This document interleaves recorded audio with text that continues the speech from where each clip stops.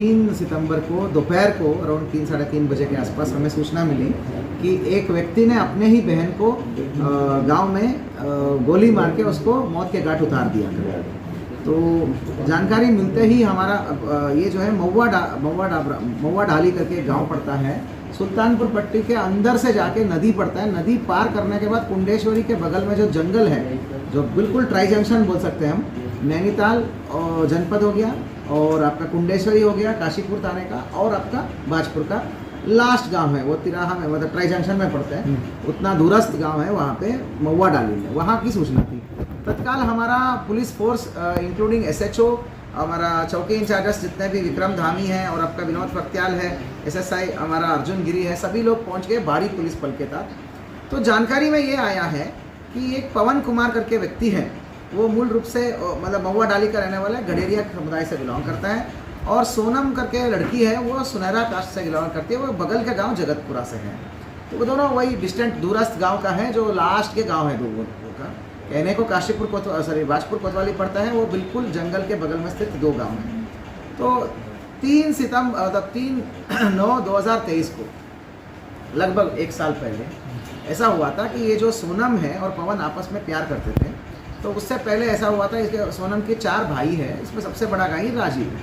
तो उनके घर में रिश्ता ढूंढने की प्रयास कर रहे थे। उसी समय जो है ये दोनों सोनम और पवन जो है प्यार में थे। तो इन्होंने भाग के वो कहीं पे यूपी में शादी कर लिया, मंदिर में अपने आप मतलब मंदिर में शादी कर लिया, और उसके बाद कहीं मीरठ में रहने लगे, मतलब मेहनत मजदूरी करते हुए रहने लगे। तो उस समय इनको लगा कि भाई बहुत ज़्यादा आक्रोश नहीं है। थोड़े दिन बाद ऐसा लगा, लगातार जो है दोनों परिवारों से, दोनों का लड़की का लगातार बातचीत होती थी, और इसी बीच में वो प्रेग्नेंट भी हो गए। तो दोनों परिवार से बातचीत होती थी, तो ठीक ठाक ही लगा उनको कि वो वापस आ गए। तो इन्होंने कहीं पर भी ना पुलिस को, ना कोर्ट को, ना तहसील को, ना वहाँ पे समाज में भी किसी बड़े लोगों से बताना, ऐसा कोई चीज़ नहीं करा। इनको लगा कि भाई ठीक है, अभी दोनों परिवार शांत हो गए, अब सब अपने अपने काम में व्यस्त हैं, दोनों परिवार वाले हमसे बातचीत भी कर रहे हैं, तो वापस आ गए। पवन के जो गांव है, जो महुआ डाली में आके पवन और सोनम मियाँ बीवी, मतलब हस्बैंड वाइफ दोनों आके रहने लग गए अपने काम से। तो हुआ कि 4 महीने पहले आए, तो तब वो 4 महीने की प्रेग्नेंट थी। अभी हाल ही में वो 7 महीने की गर्भवती थी। और लड़की की जो मम्मी है उसकी तो ठीक ठाक बोलचाल थी, लेकिन भाई लोग बोलते नहीं थे, पर बाकी ओवरऑल संबंध नॉर्मली था। परंतु ये था कि ये अब तो पता चला कि ये जो राजीव तो हमारे सबसे बड़ा भाई है, वो तो अंदर अंदर ही दिल में खुन्नस रखता था। कभी उसने खुलेआम जाके धमकी नहीं दिया, कभी उसने गांव वालों को नहीं बोला, कभी उसने लड़के के परिवार को डायरेक्टली जाके बोला नहीं। जब से ये वापस आए तब से कभी जाके धमकी नहीं दिया, ना किसी को बोला, लेकिन अंदर खाने बहुत दिल में बहुत खुन्नस रखता था। एक सोची समझी साजिश के तहत वो जो है कल जाता है 3 तारीख को, 3 तारीख के दिन में ही डिसाइड कर लेता है, और पूरा तमंचा और उसके जो है तमंचे के साथ साथ जो है पर्याप्त मात्रा में राउंड कारतूस वारतूस सब लेके चला जाता है। और पहले जाता है वो सीधा वो सोनम के घर में, मतलब पवन के घर में, हस्बैंड के घर में जाता है। उसने जानकारी मिलता है कि वो तो खेत की तरफ गई है फ्रेश होने के लिए। फिर वो खेत की तरफ जाता है, तो खेत की तरफ जाता है तो वो झाड़ियों के पास खड़ा होता है, फील्डिंग ला के खड़ा होता है। तो वहाँ पे जो खेतों की साइड से आपकी सोनम और उसकी एक भांजी, छोटी सी भांजी रास्ते में आते रहते हैं। तो आते ही वो आमने सामने दिख जाते हैं। तो वो भांजी बोलती है, मामी देखो वहाँ मामा आ रहे। तो सीधा वो दौड़ के आ गया, वो सीधे आ गया और उसकी बाल पकड़ के ज़मीन में पटक लिया। उसने ज़मीन में पटक के गिरा दिया। गिराने के बाद तमंचा निकाल के उस पर राउंड डाल के लोड करके उसके सीने, मतलब बदन पे गोली मारता है, लेफ्ट चेस्ट पे गोली मारता है, और बहुत जोर आवाज़ आती है। तो वो भांजी भाग जाती है। भांजी भाग के पास में ही पवन के घर में चली जाती है। तब ये वहाँ नहीं छोड़ता वो, फिर उसके बाद राउंड लोड करके पवन के घर आता है, और पवन के घर वालों को सबको दिखाता है कि तुम लोग कोई बीच में नहीं आओगे, आप पवन कहाँ दिखाओ, मुझे पवन को मारना है। तो लेकिन अदृष्टवशात बोलो, मतलब भाग्य बोलो, कि वहाँ पे पवन उस घर में नहीं मिलता, वो कहीं पे बाहर खेतों में जया रहता है किसी अपने काम से। तो इसी बीच में सारे, मतलब गोली की आवाज़ है, हल्ला मचता है, सारे लोग इकट्ठे होते हैं, तो लोग ज़्यादा इकट्ठे होने लग गए। इसी बीच में पवन को जब खबर मिलता है तो वो अपनी बीवी जहाँ पड़ी रहती है वहाँ तक जाता है। ये चीज़ दिख जाता है इसको, किसको, आपका राजीव को। राजीव भी भागता है, लेकिन गांव के सारे पब्लिक इकट्ठे हो जाते हैं। तो पवन जो है आगे भाग जाते हैं, वो छोटा छोटा नाली कूद के खेतों में अंदर चले जाता है। तो ये भी उसके पीछे भागता है, परंतु उस दौरान सारे गांव तब तक जो है 5-7 मिनट हुआ रहता है, पूरे गांव देहात में तो तुरंत लोग इकट्ठे हो गए।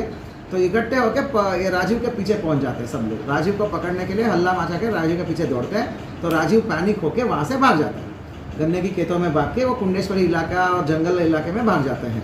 तो इस सूचना पर जैसे ही हमको पुलिस मिलती है, पुलिस भी भारी पुलिस बल लेके हम वहाँ पहुँचते हैं।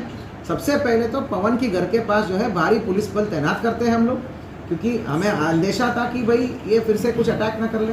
पवन और उसके पूरे घर परिवारों के सामने हमने भारी पुलिस बल तैनात किया, असलेबंद कांस्टेबल, हेड कांस्टेबल तैनात किया, पूरे गांव का कॉम्बिंग किया, लड़के के घर वालों के सबको लाकर हमने विस्तृत पूछताछ करी।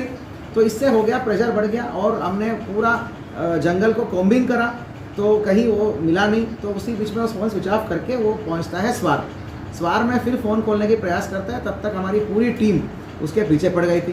तो इधर शव को कब्जे में लेकर हमने पंचायतनामा पोस्टमार्टम की कार्रवाई करी और उसके बॉडी के अंदर से बिट होता है, जो कारतूस का बिट हो गया और पैलेट्स हो गया, सब निकाला गया। और पंचायतनामा पोस्टमार्टम करने के बाद उसी दिन शाम को हमने 302 का FIR हमने लिख दिया, दर्ज कर दिया। तो अल्टीमेटली जब लगातार हम उसके पीछे पड़े तो ये हमें जानकारी मिला कि ये फिर से पवन को मारने के लिए ही आने वाला था। तो उसने अपने किसी दोस्त को संपर्क करके बोला कि मैं पुलिस में सरेंडर कर लूँगा, लेकिन पहले पवन को मार देगा। तो इस अंदेशा से हमें पता था कि किस तरफ से आएगा, सर्विलांस के माध्यम से और मैनुअल के माध्यम से हमें अंदेशा था, जिसके यहाँ से वो जिस गांव के होते हुए जाएगा। अंततः कल शाम को ये मान की घाट सुल्तानपुर पट्टी से हमारी पुलिस टीमों ने गिरफ्तार कर दिया है। इस आदमी को किसी भी प्रकार का रिपेंट या रिजेंट, मतलब क्या बोलते हैं, पश्चाताप या अफसोस कुछ भी नहीं है। ये अब भी चाहता था कि पवन को मारे, लेकिन पुलिस की त्वरित कार्रवाई और लगातार पीछे पड़े रहने के फलस्वरूप पुलिस टीमों ने घेर घोट के इसको पकड़ लिया। तो इसको गिरफ्तारी हो चुका है। कुल मिला के साथियों, बहुत ही दुखद घटना है, बेहद बेरहमी और इंसानियत को तार तार करने वाली चीज़ है कि भाई है जिसने कई सालों से 20, 22, 25 सालों से जो अपने बहन के साथ जो है बड़ा हुआ है, उसी के बहन को, गर्भवती बहन को रास्ते में लिटा कर उसको मौत के घाट उठा लिया। तो इससे बड़ा घिनौनी चीज़ जो है इंसानियत को कुछ नहीं है। तो और भी अभी भी खुन्नस है उसको, अभी भी उसको लगता है कि उसने कोई गलती नहीं करी। इतना अंधविश्वास या फिर अंधकार या इलिटरेसी का वो शिकार है ये, या जो भी बोले।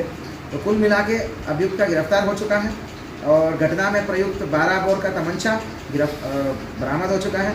कारतूस जो शव से बरामद है और घटनास्थल से अलग अलग बरामद है, वो दोनों अलग अलग बरामद हो चुका है। जिंदा कारतूस भी बरामद हो चुका है।